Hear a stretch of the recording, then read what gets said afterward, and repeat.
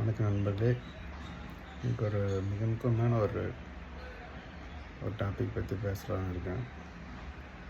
என்னென்னு பார்த்தீங்கன்னா, நிறைய மக்கள் அவங்களுக்கு மனசு கஷ்டம் இருக்கும், பிரச்சனைகள் இருக்கும், வாழ்க்கையில் டிப்ரெஷன் இருக்கும். நம்மளை யாராவது ஏதாவது காப்பாற்றுவாங்களா அப்படின்னு சொல்லி யாரையாவது தேடுவாங்க.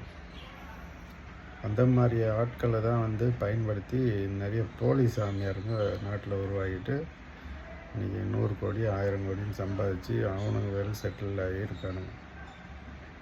உண்மையை சொல்லப்போனால் மக்களே, அவங்களும் நம்மளை மாதிரியான ஒரு சாதாரண மனிதர்கள் தான். அவங்களுக்கு எந்த ஸ்பெஷலும் கிடையாது. ஈஸ்வரனோ இல்லை மகாவிஷ்ணுவோ அவங்களுக்கு எதுவும் ஸ்பெஷலான ஒரு தர்ஷனம் இதெல்லாம் எதுவுமே தரல. ஏதோ சில மந்திரங்களை தெரிஞ்சு வச்சுக்கின்னு நல்லா பேச தெரிஞ்சுக்கிட்டு ஏதோ ஆங்கிலத்தில் சில பேசி மக்களை குரு, நான் தான் குரு, நான் தான் சுவாமிஜி, நான் தான் சத்குரு அப்படின்னு சொல்லி ஏமாற்றிட்டு இருக்கானுங்க. அவனுங்கிட்ட எந்த சக்தியும் கிடையாது. நீங்கள் கடவுளை கும்பிட்னா நீங்கள் நேரடியாக போய் கும்பிடுங்க. அதுதான். அதே போல் இந்த சிவன் பெருமாளும் பார்த்திங்கன்னா, சிவனோ பெருமாளோ முருகப்பெருமானோ இல்லை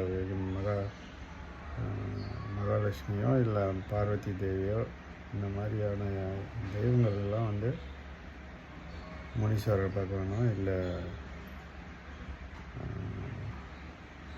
ஆஞ்சநேயரோ இந்த மாதிரி நிறைய தெய்வங்கள்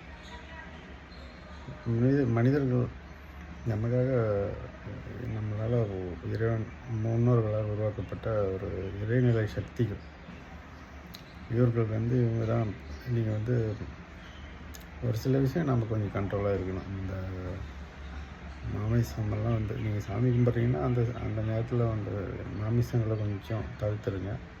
ஏன்னா நானும் மாமிசம்லாம் சாப்பிடக்கூடிய ஆள் தான். ஆனால் இறைவனுக்கு நான் வணங்குற நேரத்தில் குறிப்பிட்ட சில நாளில் நான் அதெல்லாம் சாப்பிட மாட்டேன். அதே போல் தீய சிந்தனை இருக்கிற ஆட்கள்கிட்ட இறைவனே வரமாட்டார். அதனால் இந்த பூநூல் போடுற கோஷ்டி இல்லை நாங்கள் தான் கடவுளை கண்டுபிடிச்சோம், பேட்டன்ட் வாங்கி வச்சுக்கிறோன்ற மாதிரி கோஷ்டியெல்லாம் நம்பாதீங்க. இறைவன் அனைவருக்கும் பொதுவானவர். சாதிய மதங்களை, மொழிகளை, இனங்களை எல்லாம் கடந்தவர் தான். யார் வேணாலும் அவரை வணங்கலாம், யார் வேணாலும் அவரோட அருளை பெறலாம், யார் வேணாலும் அவரை போட்டலாம், பாராட்டலாம், வணங்கலாம், அவரை புகழை பரப்பலாம். நான் தான் இதை செய்கிறேன், நான் தான் செய்வேன், எனக்கு தான் ஒரு ரைட்ஸ் கொடுத்துருக்காரு, பேட்டன்ட் கொடுத்துருக்காருன்னு இறைவன் யாருக்கும் எதுவும் செய்யலை. உங்களுக்கு பிரச்சனை, உங்களுக்கு ஏதாவது வாழ்க்கையில் முன்னேறணும் அப்படின்னா நீங்கள் நேரடியாக இறைவனவே வணங்குங்க. அதுதான் முக்கியம். நடுவில் இறைவன் நமக்கு ஏஜெண்ட்லாம் யாரும் வைக்கல. அது உங்களுக்கே தெரியும். எல்லாமே சாமியார்னு சொல்கிறவங்களாம் திட்டு பசங்க. நான் சாமியார் கிடையாது, நான் உங்களை மாதிரி ஆசாமி தான். நன்றி மக்களே.